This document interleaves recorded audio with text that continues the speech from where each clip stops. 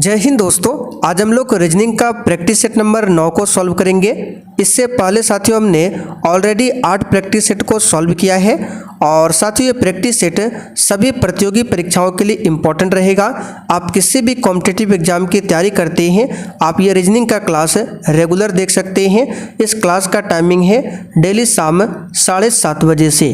तो चलिए इसी के साथ आज के इस प्रैक्टिस सेट को सॉल्व करते हैं। तो साथियों पहला क्वेश्चन देखिए, निम्नलिखित प्रश्न में लुप्त संख्या ज्ञात कीजिए। आपके सामने त्रिभुज की 3 आकृतियां दी गई है और तीसरा वाला जो आकृति है यहाँ पर बताना है कौन सी संख्या यहाँ पर होगा। तो उससे पहले हम लोग देखेंगे यहाँ पर 56 और यहाँ पर 38 कैसे बना है। और देखिए पहले आप लोग खुद से सॉल्व करने का प्रयास कीजिए। अगर आपसे सॉल्व नहीं हो पाता है तो ही आपको आगे वीडियो को देखना है, लेकिन पहले आपको खुद से ट्राई करना है। तो सबसे पहले हम लोग देखेंगे 4, 9 और 6 से 38 कैसे लिखा है। तो अगर हम देखें 4, 9 और 6 को आपस में जोड़ देते हैं तो 4 और 6 10, 10 और 9 कितना होता है 19। और 19 में अगर हम 2 से गुना कर देते हैं तो कितना हो जाता है, तो होता है 38, जो कि यहाँ पर 38 लिखा है। इसमें भी चेक करते हैं 11 और 9 20, 20 और 8 28 और 28 का अगर हम 2 से गुना करते हैं तो ये कितना होता है 56। तो यहाँ पर देख सकते हैं 56 लिखा हुआ है, यानी कि हमको लॉजिक पता चल गया है। लॉजिक क्या है, सभी अंकों को जोड़ना है और 2 से गुना करना है। तो यहाँ पर 13, 12, 25, 25 और 11 कितना होता है 36 और 36 में अगर हम 2 से गुना कर देते हैं तो ये होता है 72, जो कि आप लोग देख सकते हैं ऑप्शन ए में 72 दिया हुआ है। तो साथियों उम्मीद करते हैं ये क्वेश्चन आपको समझ में आ गया होगा और आपका भी आंसर 72 ही आया होगा। दूसरा क्वेश्चन है, नीचे दिए गए विकल्प में से संबंधित शब्द को चुनिए। जिस प्रकार पैमाना का संबंध लंबाई से है, ठीक उसी प्रकार सिस्मोग्राफ का संबंध किससे होगा, ये आपको बताना है। देखिए साथियों ये जो क्वेश्चन है ये जीके से संबंधित क्वेश्चन है। तो यहाँ पर पैमाना और लंबाई का आपस में संबंध कैसे है ये हम चेक करेंगे। तो देखिए लंबाई को मापने का जो स्केल होता है ये होता है पैमाना। उसी प्रकार बताना है सिस्मोग्राफ जो है ये किसका स्केल है, तो ये भूकंप की तीव्रता को सिस्मोग्राफ से मापा जाता है, यानी भूकंप की तीव्रता को मापने का स्केल जो है वो सिस्मोग्राफ है। तो इस क्वेश्चन का आंसर हमारा क्या हो जाएगा, बी वाला ऑप्शन। ठीक है, चलिए क्वेश्चन नंबर 3 को आप लोग सॉल्व कीजिए। तो देखिए तीसरा क्वेश्चन क्या है, निम्नलिखित श्रृंखला श्रेणी में से असंगत यहाँ पर ज्ञात करना है। यानी कि इन चारों ऑप्शन में 30, 27, 36, 72 कौन सा आंसर होगा और 30, 27, 36, 45, 72 में असंगत कौन सा है। तो यहाँ पर हम लोग क्या करेंगे, देखिए यहाँ पर 30 है और यहाँ पर 27 है। तो इसमें 30 में अगर -3 करते हैं तो 27 होता है। यहाँ पर फिर 36 है, 27 में अब +9 करते हैं तो 36 बनता है। फिर 36 में अगर +9 करते हैं तो 45 बनता है और 45 में अगर +9 करेंगे तो ये 72 नहीं होगा। यानी कि हम जो सोच रहे हैं ये तरीका गलत है। तो देखिए दूसरा तरीका क्या है आपको बताते हैं। देखिए 3 और 0 को आपस में जोड़ेंगे तो कितना होगा, तो ये 3 होगा। 2 और 7 को आपस में जोड़ेंगे तो कितना होगा, 9 होगा। 3 और 6 को आपस में जोड़ेंगे तो ये भी 9 होगा। 4 और 5 को जोड़ेंगे तो ये भी 9 होगा। 7 और 2 को जोड़ेंगे तो ये भी 9 होगा। यानी कि आप देख सकते हैं सभी को जोड़ रहे हैं 9 होगा, 9 हो रहा है, लेकिन केवल 30 छोड़ के 30 को जोड़ रहे हैं तो आपस में क्या हो रहा है, 3 हो रहा है। यानी कि इन 1, 2, 3, 4 पाँचों में से जो सबसे हट के है ये पहला वाला ऑप्शन है 30, क्योंकि इसका योग 3 है, बाकी सभी का 9 है। तो असंगत आपको खोजना था, तो पहला वाला आंसर हमारा सही है 30, ध्यान रखिएगा। और देखिए साथियों आप लोग रीजनिंग का प्रैक्टिस सेट डेली कीजिए। कम से कम आपको एक प्रैक्टिस सेट हर रोज़ लगाना है और ये आपको डेली शाम 7:30 बजे दिया जाता है इस चैनल पर। तो आप लोग चैनल को सब्सक्राइब करके ज़रूर रख लीजिए। चलिए क्वेश्चन नंबर 4 को सॉल्व कीजिए। यदि ENCRYPT को किसी कोड में VMXIBKG लिखा जाता है तो ARC को उसी कोड में क्या लिखा जाएगा।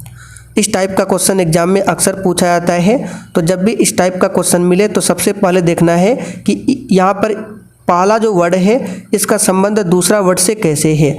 अगर आप लोग ध्यान से देखें तो यहाँ पर पहला लेटर ई है और यहाँ पर भी है, तो ई का अपोजिट भी होता है, बिल्कुल सही है। एन का अपोजिट एम होता है जो कि यहाँ पर लिखा है। सी का अपोजिट एक्स होता है, ये भी लिखा है।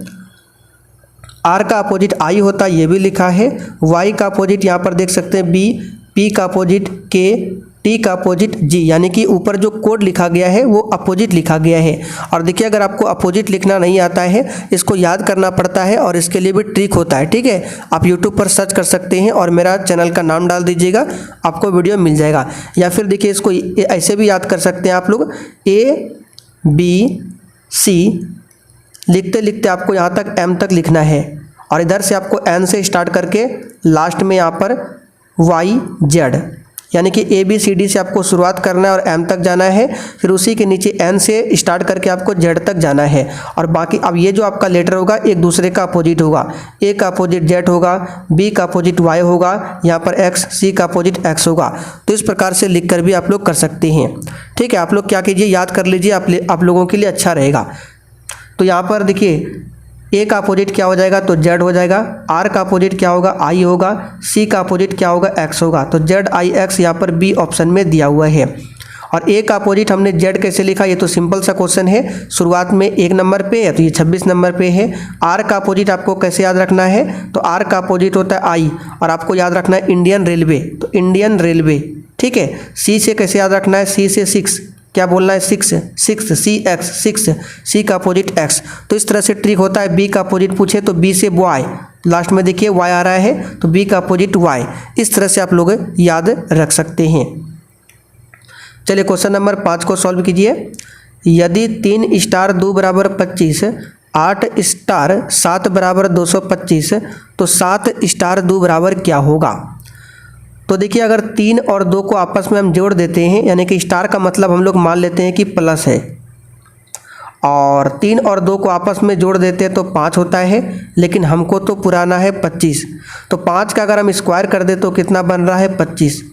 आइए इसमें चेक करते हैं। और 8 और 7 को जोड़ देते हैं तो होता है 15, और 15 का स्क्वायर कर दें तो होता है 225, बिल्कुल सही है। तो उसी प्रकार 7 और 2 को जोड़ेंगे तो 9, और 9 का स्क्वायर करेंगे तो ये होगा 81। यहाँ पर देख सकते हैं डी ऑप्शन में दिया हुआ है। क्वेश्चन नंबर 6 देखिए, नीचे दी गई श्रृंखला श्रेणी ज्ञात कीजिए। यहाँ पर देखिए वर्ड का श्रृंखला दिया हुआ है, और जब भी इस टाइप का क्वेश्चन मिले आपको क्या करना है, सभी का पहला लेटर देखना है। यहाँ पर बी है, यहाँ पर सी है, यहाँ पर डी है, यानी कि बी सी डी ये क्रम से चल रहा है, तो डी के बाद अगला लेटर क्या होगा, आप बोलेंगे ई होगा, बिल्कुल सही है। सी डी ई के बाद क्या होगा, आप कहेंगे एफ होगा, यानी कि ये सभी लेटर क्रम से चल रहा है। एफ जी एच, आगे क्या होगा, आई, यानी कि हमारा जो आंसर होगा ई एफ आई। यहाँ पर देख सकते हैं ए ऑप्शन में दिया हुआ है ई एफ आई। चलिए क्वेश्चन नंबर 7 को सॉल्व कीजिए। यदि सितंबर का मान 54, जनवरी का मान 42, दिसंबर का मान 48, तो अगस्त का मान क्या होगा। तो जब भी इस टाइप का क्वेश्चन मिले तो सबसे पहले आपको सभी का क्या करना है, पोजीशन लिखना है। जैसे एस का पोजीशन, ई का पोजीशन, सभी को लिखना है। अगर देखिए सभी का हम पोजीशन लिख देते हैं और सभी को जोड़ेंगे तो फिर भी 54 से अधिक आएगा। तो इस तरह से आप लोग पहले दिमाग में बैठा लीजिए। अगर हम सभी का कोड लिख देते हैं, मान लीजिए ई का 5 है, टी का 20 है, इस तरह से लिख के अगर सभी को जोड़ते हैं तो 54 से अधिक आएगा, यानी कि यहाँ पर कोड नहीं लिखा गया है। तो यहाँ पर दूसरा लॉजिक आपको क्या सोचना है, तो दूसरा लॉजिक आपको सोचना है जो भी वर्ड मिले सभी को गिन लीजिए। यानी सितंबर में देखिए 1 2 3 4 5 6 7 8 9, यानी कि इसमें टोटल 9 लेटर है, और 9 में ऐसा क्या गुना करें जो कि 54 आ जाएगा। तो आप कहें 6 से गुना कर दीजिए तो 54 आता है। यानी कि लॉजिक क्या है, सब लेटर को गिन के 6 से गुना करना है। आइए इसमें चेक करते हैं। 1 2 3 4 5 6 7, और 7 में हम 6 से गुना करें तो 42 होता है। देख सकते हैं 42 लिखा हुआ है। इसमें चेक कर लेते हैं।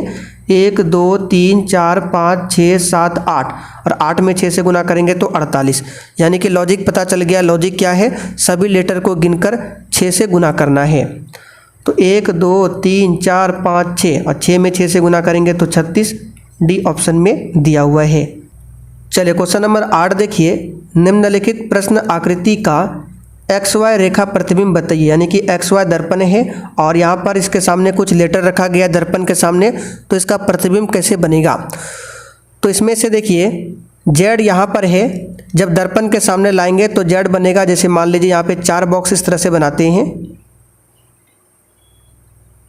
इस तरह से।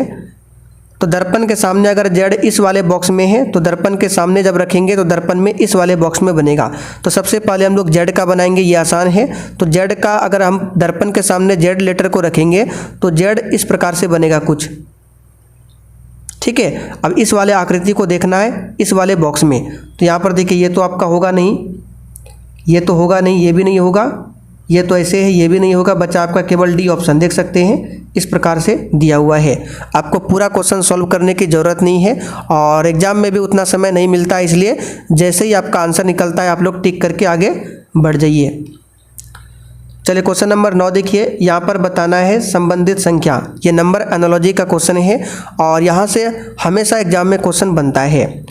तो जिस प्रकार 145 का संबंध 10 से है, उसी प्रकार 243 का संबंध इन चारों ऑप्शन में से किससे होगा। तो देखिए 145 में 1, 4 और 5 को आपस में जोड़ देते हैं तो 5, 4, 9, 1, 10 बन रहा है। इसमें भी 2, 4, 6, 3, 9, डायरेक्ट इसका आंसर निकल गया।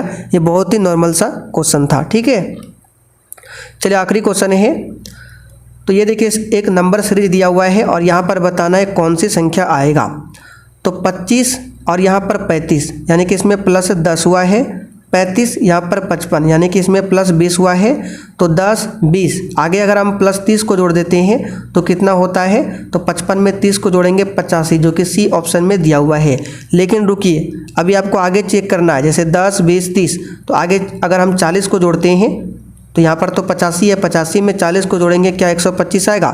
बिल्कुल आएगा, तब हमारा आंसर होगा 85। अगर यहाँ पर नहीं होता 125 तब ये 85 आंसर नहीं होता। तो फिलहाल आंसर हमारा सी वाला होगा। तो साथियों आज का प्रैक्टिस सेट यहीं पर आपका कंप्लीट होता है। आप लोग बताइए कमेंट करके कि आपने 10 में कितने क्वेश्चन सही किए हैं।